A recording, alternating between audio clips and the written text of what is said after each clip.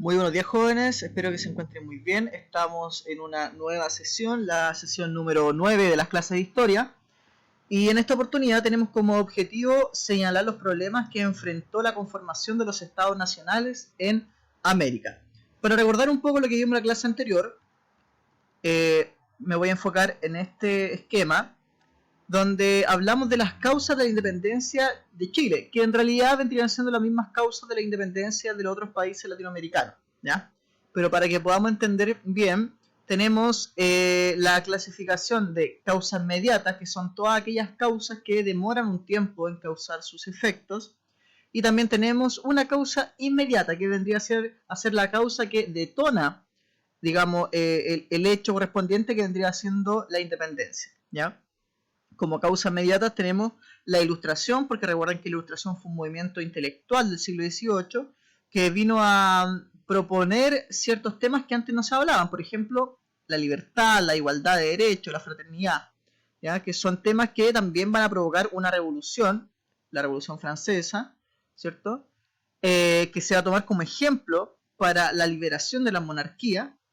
Y tenemos también otra causa inmediata que vendría siendo el descontento de los criollos por no poder ocupar los cargos políticos que estaban ocupados ya por españoles. Como causa inmediata, tenemos el cautiverio del rey Fernando VII. Recuerden que el cautiverio del rey Fernando VII se llevó a cabo por parte de Napoleón Bonaparte, vaya la redundancia, y este dejó a su hermano José Bonaparte, más conocido como Pepe Botella, en el trono entonces español. Eso hizo que se comenzaran a formar las primeras juntas nacionales tanto en Europa como en América, ¿ya? Lo que entonces más adelante va a llevar a la independencia de toda Latinoamérica. Y luego tenemos la clasificación de las causas externas, que son las que se dieron fuera del territorio chileno, y las internas, que va a ser la que se dio dentro. En este caso es el descontento de los criollos, porque los criollos eran parte de Chile y en realidad de toda Latinoamérica. Recuerden que los criollos son los hijos de españoles nacidos en América, ¿ya? También hablamos de otra clasificación que son los tres periodos de la independencia: la patria vieja, la reconquista y la patria nueva. En la patria vieja lo voy a explicar mejor esto en la guía que yo les había mandado, ¿cierto? La guía correspondía a todo el periodo de la independencia, ¿ya? Con las tres etapas, algunos datos importantes, y la actividad correspondía a esta línea de tiempo donde ustedes tenían que rellenar ahí con algunos conceptos correspondientes a la patria vieja, a la reconquista y la patria nueva. Acá ustedes podrían haber sacado cosas textuales o tomando en cuenta lo que ustedes sabían desde el año anterior o con la clase grabada, ¿cierto? Haber contestado. Yo rápidamente les puedo decir alguna respuesta, ¿ya? Por ejemplo, en la patria vieja, ¿qué hubiese puesto yo? Hubiese puesto, obviamente, la primera Junta Nacional de Gobierno, que sea la patria vieja. La creación de los símbolos patrios, la creación del primer escudo nacional, ¿ya? La creación del Instituto Nacional, la creación del Congreso Nacional, ¿ya? Incluso podrían haber puesto ahí los primeros conflictos entre realista y patriota. En la Reconquista, yo hubiese puesto, por ejemplo, gobierno de Casimiro Marco del Pont, ya, de Mariano Osorio, hubiese puesto expulsión de los patriotas a Argentina, expulsión de los patriotas a Juan Fernández. En la Patria Nueva, que hubiese puesto yo también, firma del Acta de Independencia, batalla de Maipú, abdicación de O'Higgins, ¿ya? Pero bueno, ahí esas cosas lo hubiesen sacado de la guía, como les decía, o de sus conocimientos previos. Para seguir entonces con la clase, nos vamos a este objetivo. Pero antes esta pregunta. ¿Por qué el 18 de septiembre no se celebra la independencia de Chile? Tomando en cuenta lo que ya habíamos hablado anteriormente, entonces podemos decir que el 18 de septiembre no fue la independencia. De hecho, fue todo lo contrario. El 18 de septiembre se comenzaron a hacer las primeras juntas nacionales, ¿ya? En Chile, la primera junta nacional, con el objetivo de mantener la fidelidad y el gobierno del rey Fernando VII. Como este estaba prisionero por Napoleón Bonaparte, entonces la junta de gobierno, que eran los vecinos más importantes de Chile y de Santiago, principalmente en el Cabildo, se reunió para decir, nosotros jurándole fidelidad al rey Fernando VII, vamos a gobernar como pueblo soberano, era un principio de la Ilustración, y mientras él no esté, entonces nosotros gobernamos, pero cuando él vuelva, nosotros le entregamos nuevamente el mando. Por lo tanto, es todo lo contrario a una independencia. Pero se dice que el periodo, ojo, el periodo de la independencia comienza el 18 de septiembre porque con esta Junta Nacional de Gobierno ya comienzan a aparecer algunas ideas muy pequeñas, ¿cierto? En algunos personajes, llamados en ese entonces como patriotas exaltados, ¿ya? Como los Carreras o Manuel Rodríguez, ya comenzaban a tener una mirada de independencia. Pero no quiere decir que acá comience la independencia, es solamente va a ser el pie inicial para este periodo, ¿ya? Este proceso. Bueno, en el objetivo de esta clase dice señalar los problemas que enfrentó la conformación de los estados nacionales. Cuando hablamos de los estados nacionales en América, hablamos de la creación de los países en América, o más bien de la independencia de los países, ¿cierto?, americanos. Y esta independencia no estuvo exento de problemas, ¿ya? Más bien estuvo llena de dificultades. Todos los países latinoamericanos, incluyendo a Chile, que vendrían siendo prácticamente los mismos problemas, ¿ya? El principal problema, o uno de los problemas principales, vendría siendo la idea de cómo queríamos un país, cómo queríamos organizar la república. Algunos pensaban que la mejor forma era que tuviésemos un país centralista o unitario, ya que es lo mismo. En algunas partes se van a encontrar con país unitario, con ese concepto. Es lo mismo que el centralismo. ¿Qué quiere decir? Que todo se digamos, ordena o se gobierna desde un centro, ¿ya? Y las leyes van a ser iguales para todo el territorio nacional y se van a gobernar desde el centro, ¿ya? Las leyes van a digamos, ser emanadas quizás desde un congreso, pero va a estar en el centro. La justicia va a estar en el centro, todos los órganos más importantes del gobierno en el centro, y todas las leyes van a ser iguales para todo el territorio. En cambio, el federalismo, que era otro sector político, decían todo lo contrario. No es bueno el centralismo, decían ellos, porque acumula todas las riquezas en el centro del país, ¿ya? En este caso en Santiago. Y lo que ellos decían era, lo mejor es dividir a Chile en pequeñas provincias o regiones, y que cada una de esas provincias o regiones se gobernara por sí misma y tuviesen la administración de sus propios recursos, ¿ya? Acá tenemos una imagen, por ejemplo, de un centralista, ¿ya?, y de un federalista. ¿Se fijan en alguna diferencia entre estas imágenes? ¿Ya? La principal diferencia quizá es su vestimenta, ¿cierto?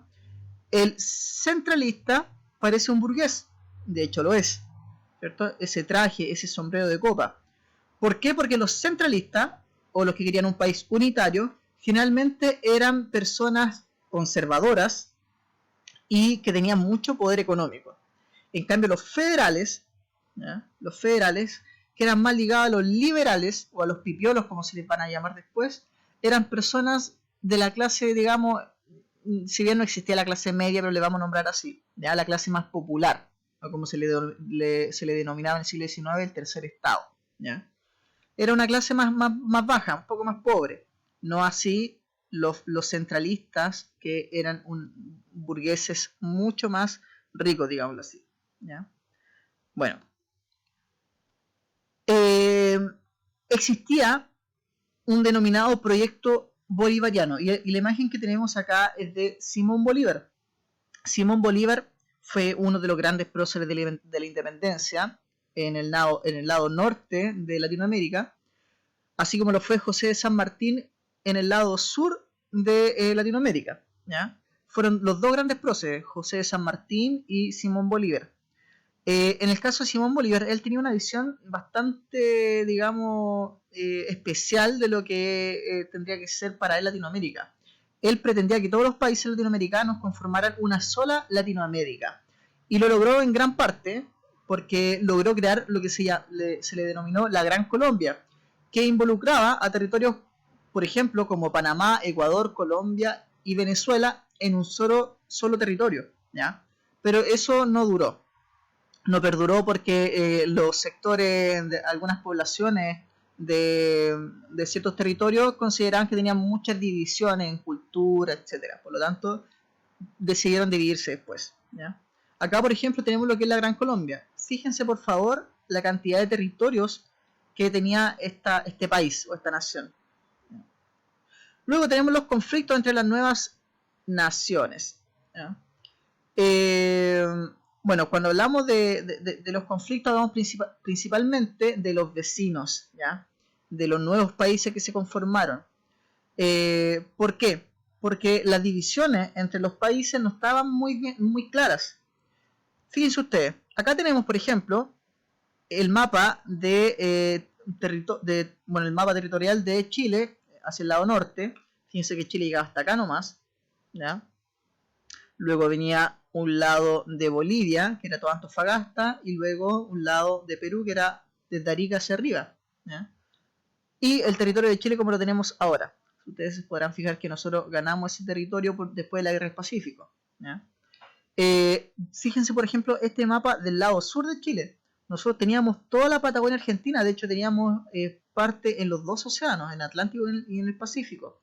Sin embargo, en este mismo periodo, nosotros firmamos un tratado y le entregamos el territorio de la Patagonia Argentina y Chile queda así. Bueno, estos conflictos se dieron tan frecuentemente en todos los países de Latinoamérica porque los límites estaban fijados por tratados muy débiles o muy ambiguos, ¿ya? Por ejemplo, en el tratado que establecía el límite de Chile hacia el norte, se hablaba de que Chile limitaba con el despoblado de Atacama, pero no establecía en qué paralelo, qué latitud, qué grado, ¿cierto? Qué kilómetro, no establecía nada de eso. Por lo tanto, muchos países empezaron a querer tener un territorio y un límite mucho más determinado, y obviamente se aprovechaban de eso también, ¿ya? La intervención extranjera también fue uno de los grandes problemas, ¿ya? Por ejemplo, nosotros tuvimos un enfrentamiento con España, tuvimos una guerra con España, si ustedes no lo sabían, en 1864, ¿ya? Y esta imagen que ustedes ven acá no es una fotografía, porque en ese tiempo no existía la fotografía.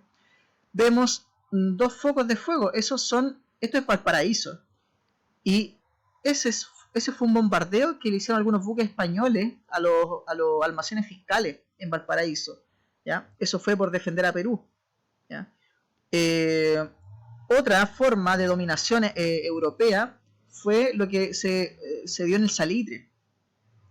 Este personaje que ustedes ven acá es John North, apodado como el rey del salitre. Y toda esta economía era prácticamente inglesa. Eran muy pocos los chilenos que manejaban esta economía del salitre, por lo tanto también había una dominación ahí europea.